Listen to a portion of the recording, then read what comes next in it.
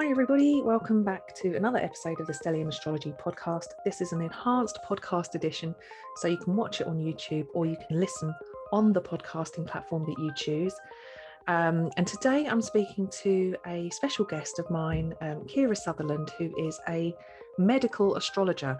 She's a nutritionist and naturopath, homeopath, herbalist, and astrologer.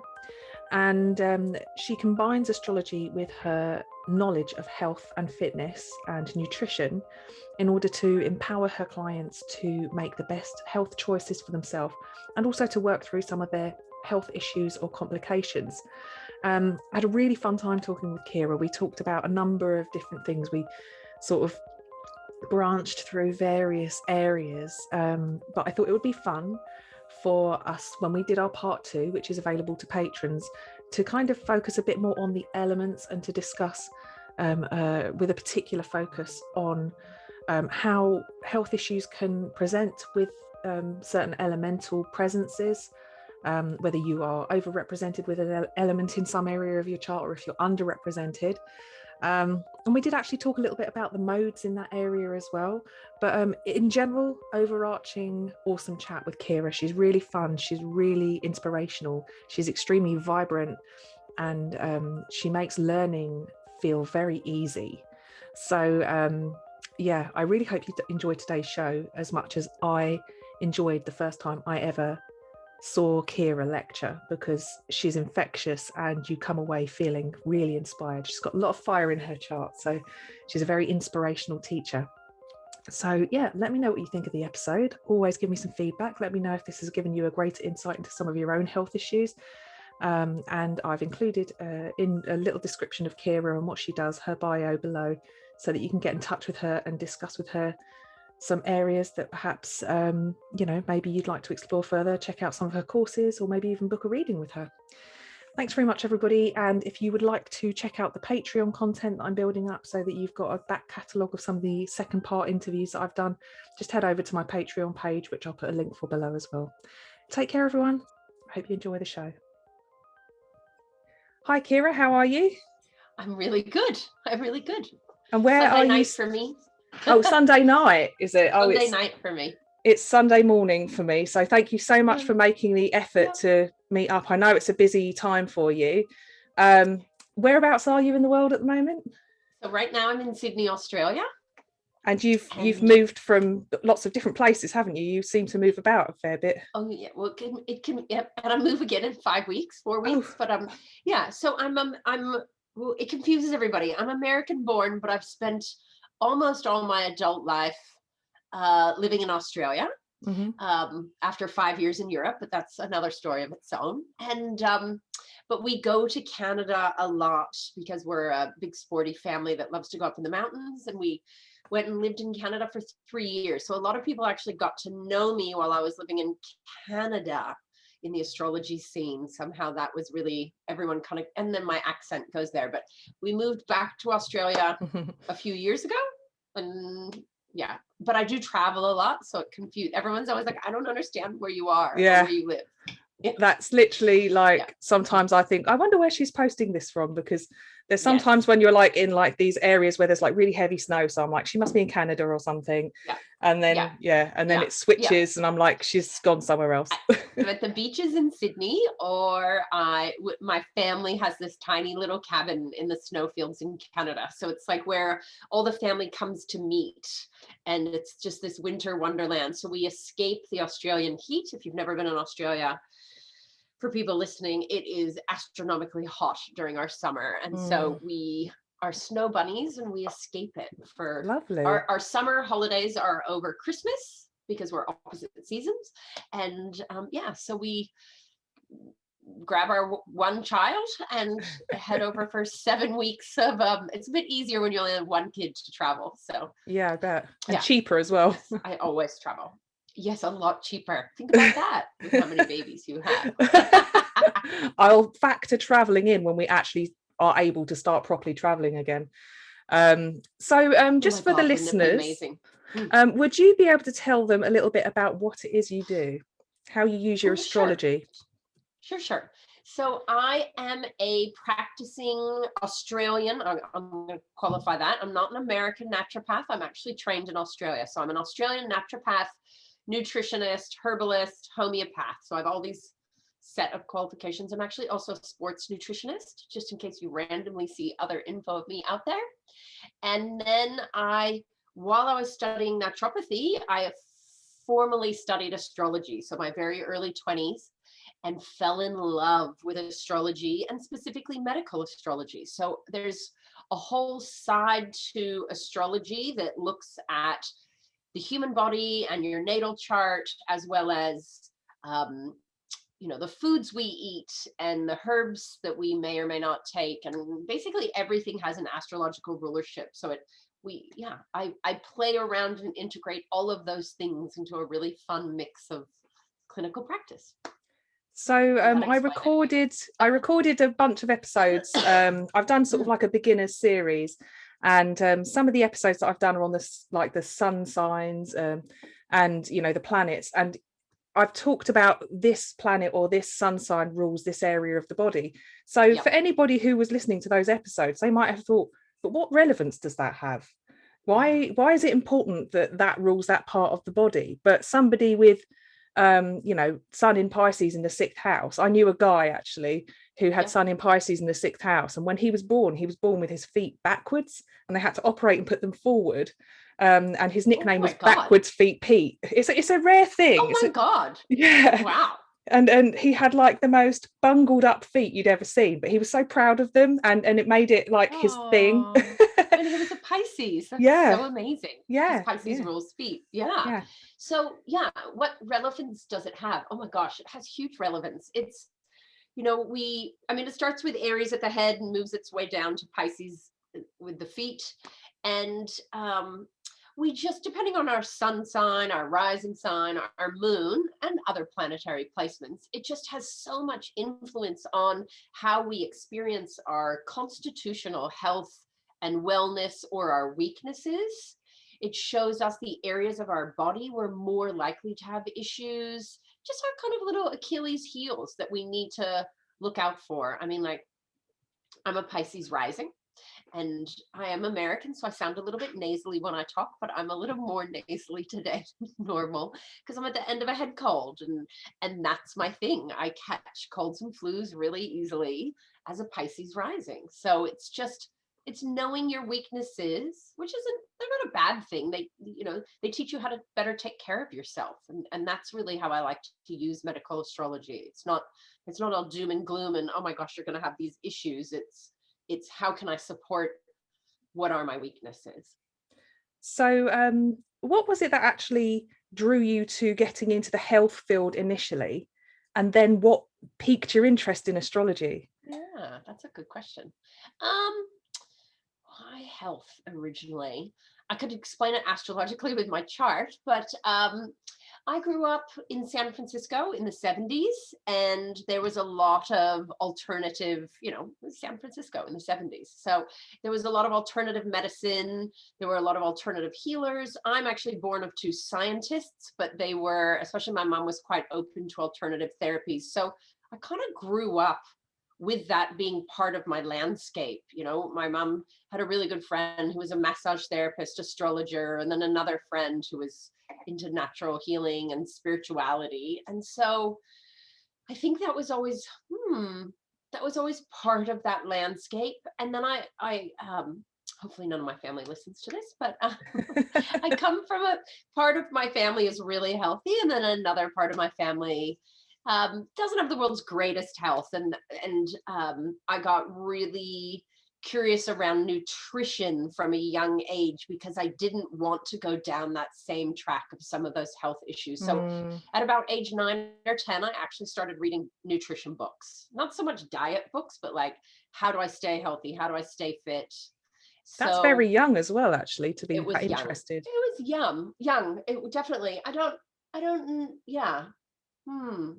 think that was the beginning of it. And then I went off to uni and studied sociology and nutrition. So I don't know, I was just always a drive there to understand how to be healthier. And I was always very involved in sport. I was that kid that played every sport possible. So it all of that health stuff just kind of came into play that way. For the I'm a sciencey listeners, person. you've I hope you don't mind me mentioning, but you've got quite a crazy stellium in your chart, don't you? Yes, I do have a crazy stellium. I have I'm a Pisces. Well, I use Placidus. Let's just get that over with now. It's Okay. like admitting what you're, I don't know, it's the big thing. I do use other house systems as well, but if we're talking Placidus, I'm a Pisces rising, but I have a stellium in Aries sitting in my first house. So it's like a double Aries stellium. And I've got North Node, Chiron, Mercury, Sun, Venus, and Saturn all in Aries in the first. That's an awful lot, a big cluster, isn't it? So, but yeah, that would, that Aries stuff going on in your chart in the first, that's going to give you that sporty edge anyway, isn't it? It's going to make you interested in that kind of area, very driven and motivated. It is. And because it's the first house, it's about your physical body. In medical astrology, that first house is so much what you experience through your own physicality and your own ups and downs. And so very much. And then just to add to that fire, I actually have Moon and Mars conjunct in Sagittarius in the 9th, which probably makes me even more sporty. Yes. And as a beautiful other astrologer pointed out, I've Moon, Mars, and Sag conjunct. That's like, and I'm a sports nutritionist. People that don't know me as an astrologer know that that's what I do. So I'm actually an author in, a textbook, a university textbook on not on medical astrology, on sports nutrition. Wow. So I like that. I love that balance because I think a lot of people, especially when they're early in their journey in astrology, are looking for validation of some description. And I think that, being able to be seen as a credible source of knowledge in an academic and accepted area of study is really nice. It's really validating. And actually, for anybody who's learning, they can say, well, check out Kira. She's actually a published nutritionist, but also practices astrology right beside it. So you don't with all your clients, do you? It's just some of them. Yeah, no. So I actually have 2 totally separate websites. So I'm not hiding anything, but I don't need to throw everything in people's face. So whatever they want, they can find about me. I mean, if you Googled me, you could find it all. But people book it and see me naturopathically sports nutrition. And that's I mentor other students, and I do that as 50% of my career. I lecture at the undergraduate level at a university, specifically in naturopathy and sports nutrition. And then I have my whole medical astrology side. So people either book in for one or the other. Although, to be honest, I will always ask someone their birth date and year, because you have to legally. So even my clients that don't know I do astrology, deep down in my head, I'm still using the filter of the body astrologically, at least knowing their sun sign, because I kind of can't separate that out in my brain and how I process things through it. And it just gives me that little extra hint, or that little that insight into what's maybe why, the driving force of what's going on for that person. Yeah. It's kind of cheating. It's well, no, I'm in a good way. It helps me to empathize. I've noticed that if I'm struggling with somebody, if I look, I've got a lot of air in my chart. I think empathy, I'm very empathic because I do have a Scorpio moon, but I think that empathy is not always my immediate go-to. And I'm overly logic and analytical. But as soon as I look at the chart, which is my analytical tool, it helps me to empathize. And I can say, absolutely, oh, they're having an awful time at the moment. Absolutely. Or that's why they're doing that. It's so funny because astrology, I think one of the best gifts astrology ever gave me and gives to other people is it makes you find the love or the empathy, or whatever you want to say, for every person and who they are and how they operate. Because, we get those people that in life that challenge us or irritate us, or you get clients that are like, I have clients that confront me, right? They're like, I find their energy confronting, their personality confronting. And if you can look to that chart, if you can access that, you can see the filters that they live their life through. And Yeah. you can go, oh, I get it. It's just this miscommunication of our elements with each other, or you can pull yourself into their, Scorpio moon, Leo moon, Taurus rising, whatever it is. And you can kind of get where you can see the world through their eyes, which for a really fire dominant person is, takes me a lot to slow down and do that. But it's good. It's my Pisces gets there. Yeah. You do have that added Pisces edge, don't you? So it gives you that little extra level. Well, so astrology gives us a great tool to understanding other people, which I think is one of the best things about astrology, because once you've learned about yourself, then being able to understand other people, and especially if you're somebody in consultation who actually can help other people understand themselves, is so good, so interesting. So what was it that actually led you towards astrology? Where was that doorway where you were studying nutrition and then you suddenly went, oh, hang on a sec? Well, I was always into astrology. Like, growing up, astrology was always talked about. One of my mom's best friends, gorgeous woman, was another Aries, and so she used to have these little Aries chats with me, and I remember her giving me my first book just on Aries, which is perfect for an Aries. I still have it somewhere. It's this massive book. And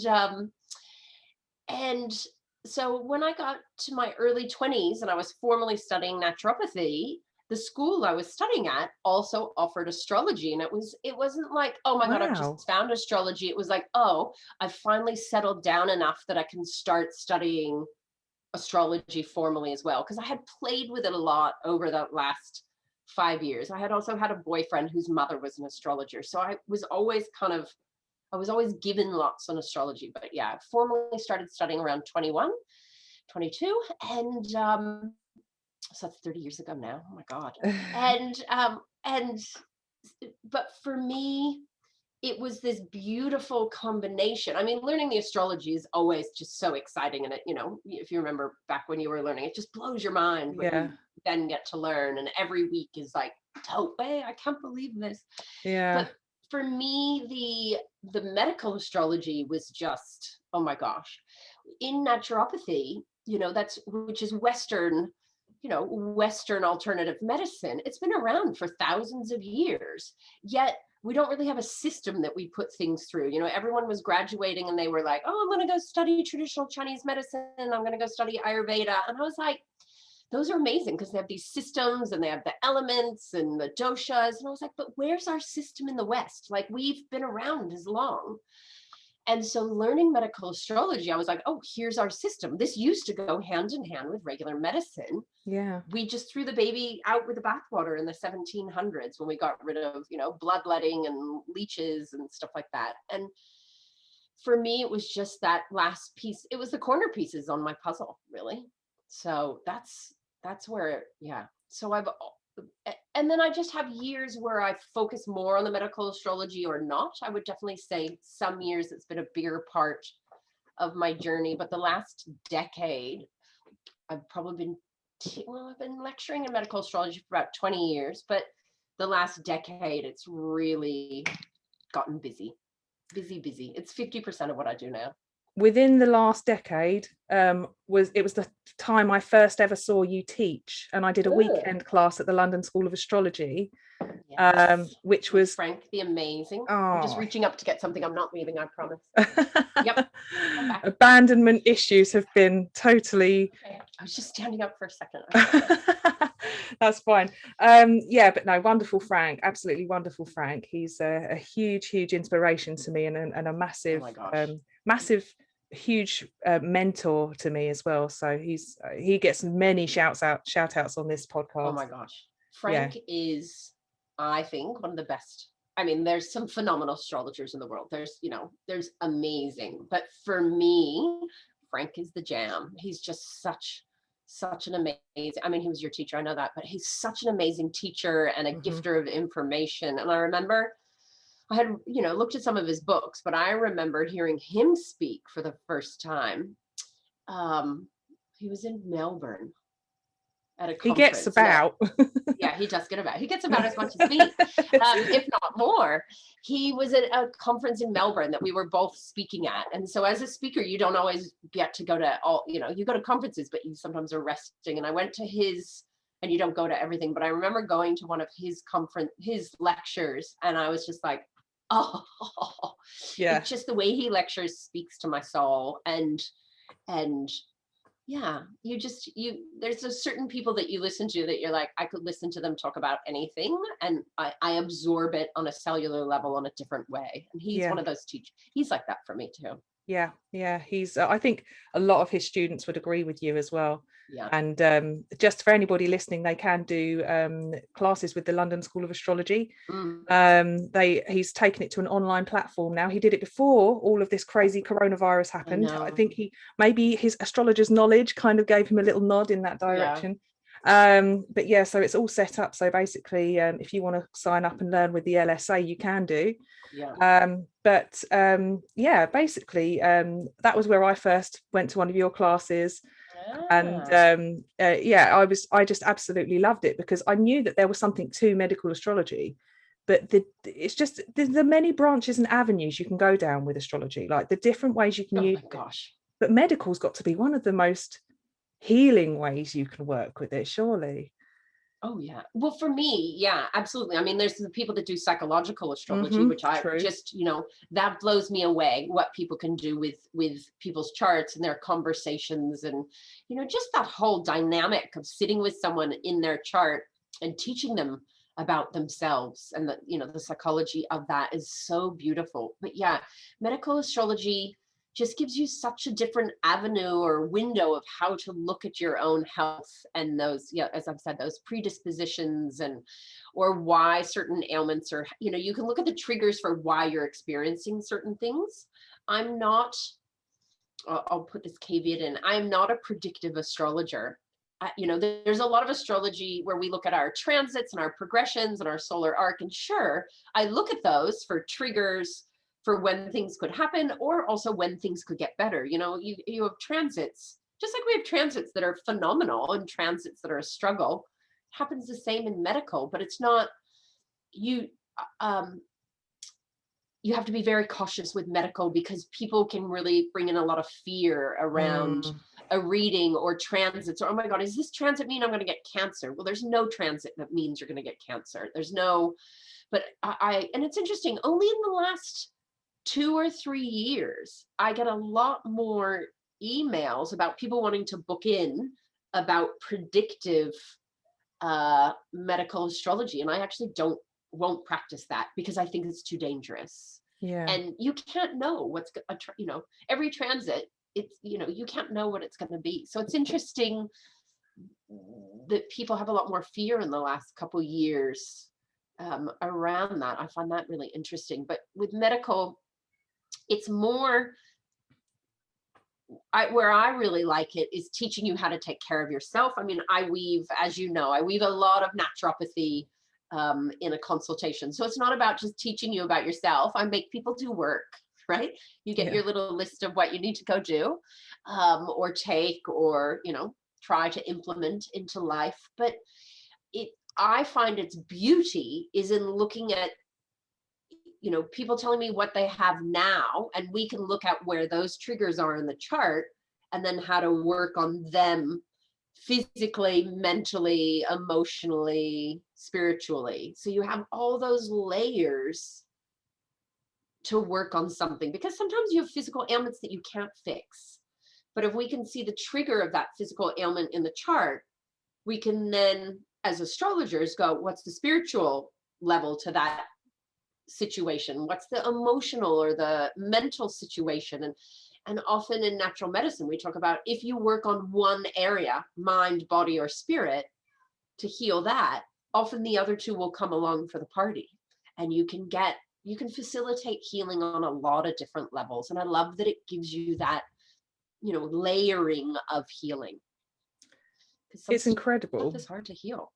Yeah, well, did that make sense, what I just said? Oh yeah, absolutely. Okay, it absolutely did. And I also went for a reading with you after I had been to your weekend course studying medical astrology.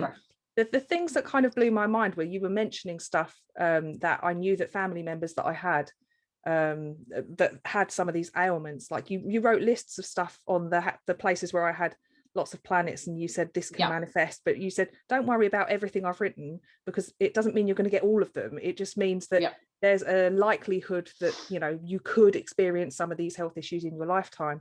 And actually, you know, it's made me a lot more mindful, actually. And I'm good. and I think, you know, especially you know, things like the Jupiter Venus contact are kind of like a diabetic thing, Yes. and I have got Yeah. that sextile, and my partner has got the opposition.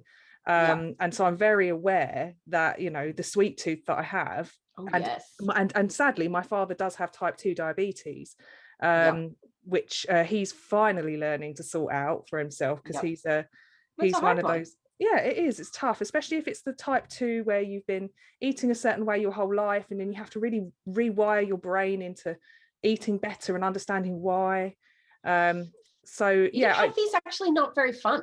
Let's be honest. no. Eating treats is divine. You know, our taste buds are driven for sugar and fats and those things that were harder to access years ago. And yeah, that's good old Venus and Jupiter. Yeah, you know, running a bit of havoc in a chart. exactly. Yeah. And we, you know, a lot of people have that.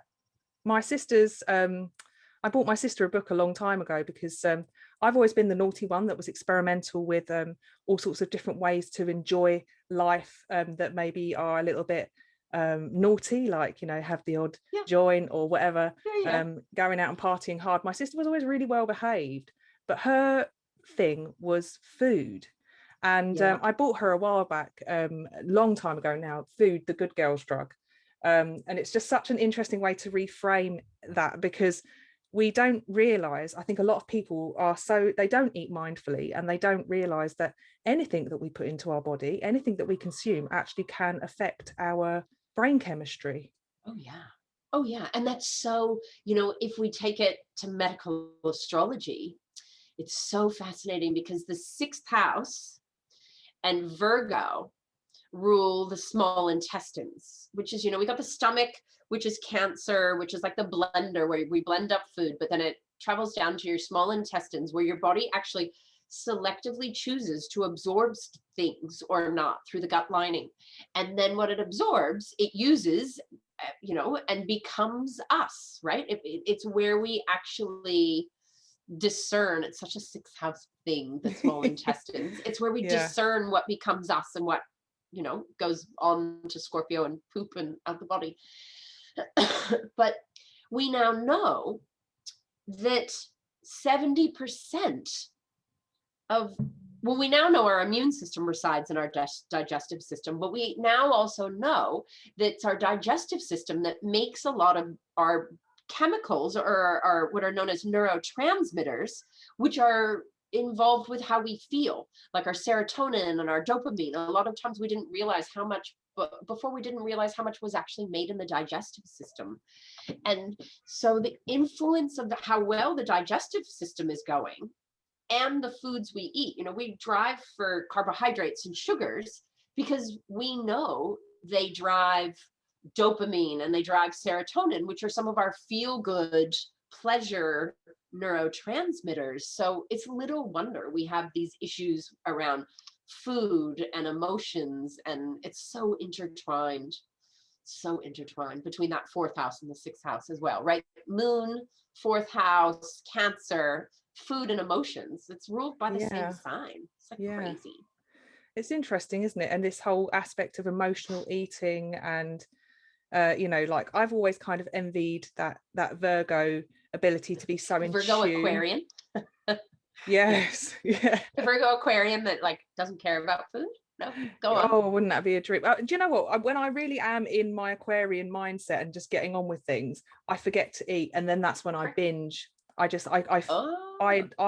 suddenly go, I haven't eaten, and then I grab anything I can because my air just doesn't connect to my body. I think Earth is largely underrepresented in my chart. I think I've only got my Sun and Chiron in Earth signs. So when I get on with what I'm doing, I suddenly go, I don't get hungry, I get hangry.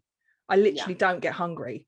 And some people go, God, I wish I didn't get hungry. And I'm like, no, it's not good, because then you're shaking, you need to eat, and then you just grab whatever you can. So it's a bit of a weird one. But it's common with strong air. It's common to be caught up in what you're doing and completely forget to take care of the physical body. So one of the big things with air is that grounding and remembering, or like I get a lot of people with strong air to actually set timers while they're working to remind them to stop and drink fluid or go to the bathroom or, you know, whatever, eat, you know, because they completely forget. Yeah. I literally had a day the other day where I sat in this chair for so long working that when I tried to stand up, my spine, obviously I've got sciatica, a bit of sciatica at the moment, and my back was so bad, I stood up and I just couldn't move. I had to call my boyfriend and say, please help me. It was like a human Zimmer frame, because I was just like, I've been sitting here for so long. I didn't even realize. Easy with air. Yeah. It's super easy with all that air. Yeah. So, yeah. But so food and sixth house and it's just so intertwined. And we now know there's this huge connection between what we call the gut brain axis, whereas the brain down to the digestive system has this, you know, super highway we call the vagus nerve. And depending on our stress levels, depending on what we're eating, there's this, you know, huge communication going on. And it's so interesting to learn all of this now about the body, but it justifies everything in medical astrology, because the sixth house and Virgo are all about the digestive system, the small intestines, but they're also about the nervous system because of that Virgo Mercury rulership. And so it's that fight, flight, digest, relax rulership. And it's phenomenal how science is proving what medical astrology figured out 2,000 years ago. I really like that you brought that up, because I think for a lot of people, when they think about the sixth house and Virgo, it seems a bit like, oh, it's kind of like routine and kind of health. And it's like, well, how does that fit together? Like, you can almost say, yes, well, you need a good routine.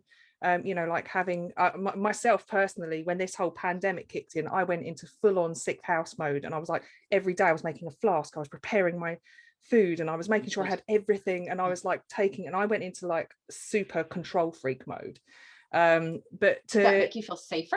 Yes. Yeah. Because when I was going out to the office, I wanted to make sure that I had I didn't have to go in the kitchen, or I didn't have to touch anything that anyone else had touched. I mean, it's OCD, and unfortunately the problem with what's happened is it's promoted really normally unhealthy behaviors in people, which it brought out the worst in me in that respect.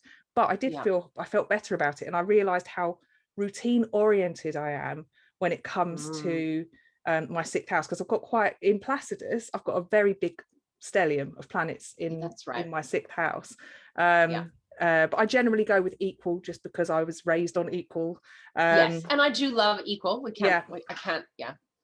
And is that stellium still there in equal house? It sort of spans over the fifth and the sixth. But I still have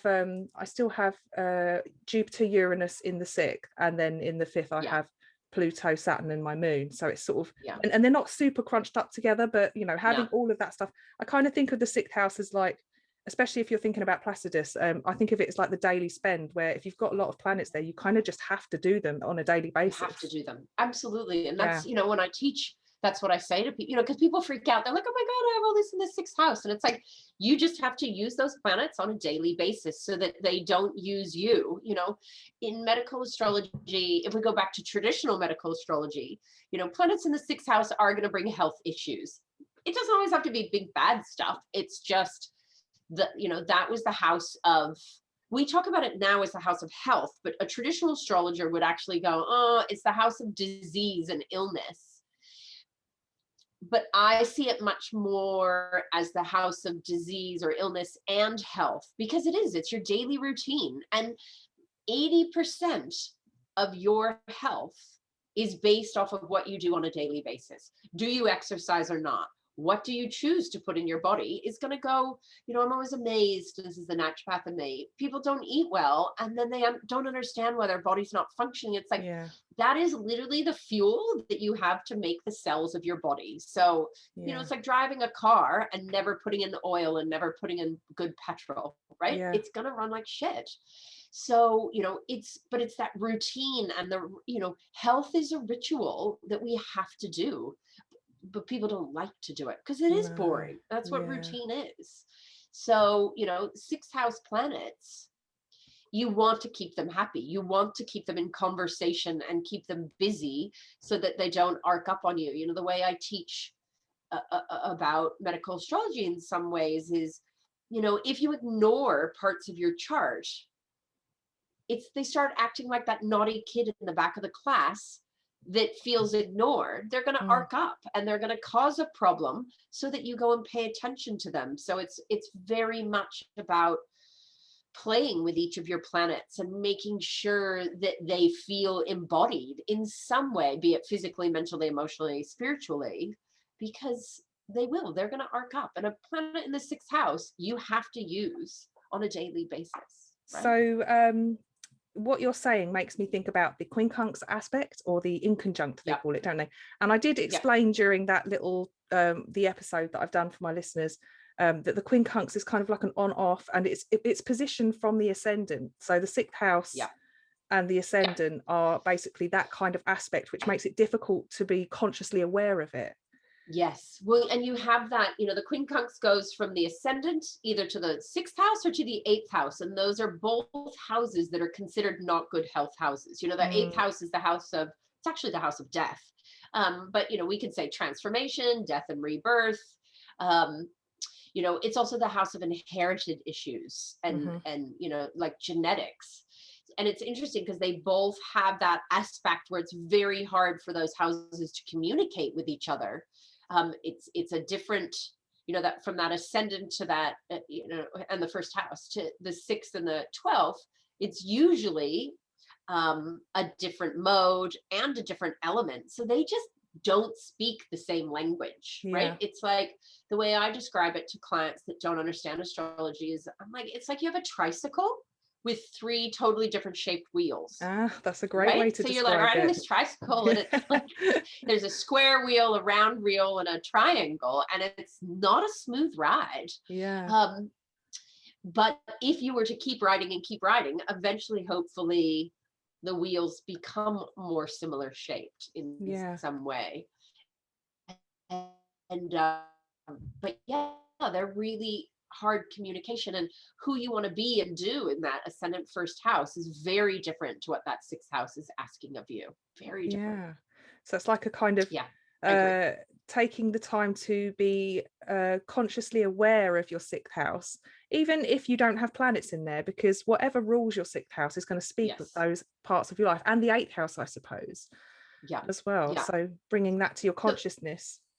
Absolutely. And whatever sign is on that cusp, obviously if there's planets in there, you got to take them out for a play, but looking at the ruling planet of that sixth house, if you got Gemini on the sixth house cusp, it's Mercury, right? That's in charge of your sixth house. And so you got to look at where that is and how happy that is, and or how well placed it is or not. And again, eighth house, I see health stuff in the eighth house as well. You often see it. I've got an eighth house son, so eighth house is, it's bowels and it's detoxification and it's hormones and, the eighth house gets deep and dirty, and it's amazing and it's powerful when you use those planets properly. But eighth house sun and a Scorpio moon. They're the 2 really analytical areas, I'd say, house-wise, aren't they? The sixth and the eighth. It's the places where you can really go deep. Yes, you can, which is so opposite to that first house, which is just front and center, and what is it experiencing? And those 2 houses are deep, and there's so much around our health that has to do with our psychological state, and where what we process on deeper levels has such an influence on our health. It's all connected. It is. And then you got the 12th house. If we're going to look at, in traditional medical astrology, the hardest or the weakest houses medically, the problem houses, are considered to be the 6th, the 8th, and the 12th, right? The 12th is the house, opposite the 6th. It's the house of chronic ailments. It's hospitals, it's institutions where we're hidden away. but it's also that psychic realm of no boundaries and where we lose our energy. And yeah, the 12th house comes in for a little bit of a play too. Yeah, it's an interesting one as well. I was speaking to Wade Caves about the I love Wade. so do I. The astronomical kind of connections or basis of the houses, and how the 12th house is the area of distortion. And you know, we don't see clearly in the 12th, and you know, it's an area where everything is a bit, it's kind of like looking either looking through glasses that aren't prescribed for you, that it just nothing is Yes. really quite Such a what it great should be. description. Yeah. But yeah, so and with the 12th house as well, you know, I do find as well, whenever I've got, you know, like whenever the sun's in the 12th for me, or you know, Mars, for example, I always find so depleted, always so depleted energetically. And the second that it comes through the ascendant, I might get a cold, just because I've either been on the ascendant pushing through, and then suddenly you realize you've been burning all that tiny energy that you had, or I just suddenly get a power up and I just feel like I can fly. So yeah, it's interesting for anybody listening or watching, because this is an enhanced podcast edition, to pay attention to the sun, at least Mars as well, because that's kind of like your energy and vitality, sort of those indicators in the chart. Having a look at when they move through the 6th and the 8th and the 12th, just to really pay attention to how you're feeling and what's going on, the messages that you're getting. Just to tune into that, because you know, it's easy to just kind of think about, oh well, the moon's in this sign this month, and you know, oh it's Gemini season or whatever. But actually, you know, what does that mean to you in your chart, and how can you connect with it? Yeah, and there's seasons depending on what our sun sign is. There's different times where we're going to feel so much better or not. Like, you know, during your birth month, you know, and about a week either side of your birthday, it's a real power time. Whereas when the sun is in the opposite sign, you know, that's one of your weakest times of the year, when it's in the square sign. So, you know, somebody that's a Taurus, when the sun is in Scorpio, when the sun is in the other fixed signs of Aquarius and Leo, it's depletion. And they're not going to feel as good, especially when it's exactly right at that, you know, exact opposition or the exact square. Whereas you put the sun, you know, you got an Aries sun, they're going to feel fabulous while the sun's in Leo, or fabulous while the sun's in Sag, because it's in that trine. And I think we don't think about that enough. You know, we all want our energy to be amazing all the time, and it's not. We're so cyclical. So whether you're looking at, you know, those hard days, I actually now put in my diary just to remind myself when the sun is trining my sun, when it's squaring, and when it's opposite, just so I can trigger in and go, hey, it's okay for me to feel really crap right now. It's you know, like even the last 3 days, I'm at the end of a head cold. Good old, like we talked about this before we recorded. We just had an eclipse, and the eclipse was literally opposite my moon, which is a big trigger in my chart health-wise.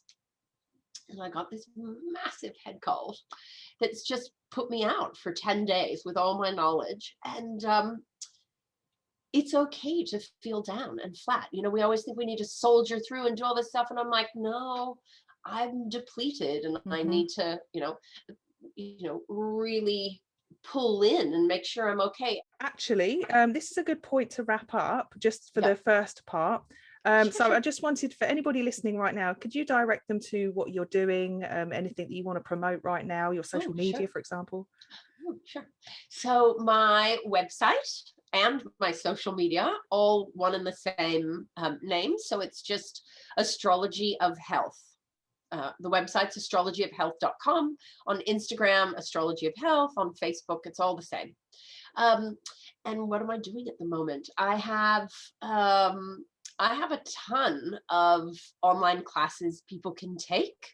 Lots of one-offs, lots of little 3-part series. I do a lot of lecturing for Astrology University, which is a bigger kind of platform. So I have lots of things that I've done for them, but I also have a big suite of my own stuff sitting on my website. And I'm actually, I just finished doing, and it's available to watch or to do at any time, or to take, I should say, it's a class, I created a 5-part series called Medical Astrology for Health Practitioners, because I often teach medical astrology to astrologers, but then I had this whole swag of practitioners that didn't know much about astrology, but they know a lot about the body and natural medicine. So I did this great 5-part series, which is, you can do anytime. You have to pay for it, but on my website. And that was so popular. I'm now doing a second level for them. So that starts in about a week. So that's been really fun, because I had to almost teach regular astrology, as I call it, as well as medical, because people didn't know what houses were or anything. You've had to switch your brain, literally switch it, so that you're like teaching the astrological aspect to newbies as opposed to the health aspect to newbies. Yes.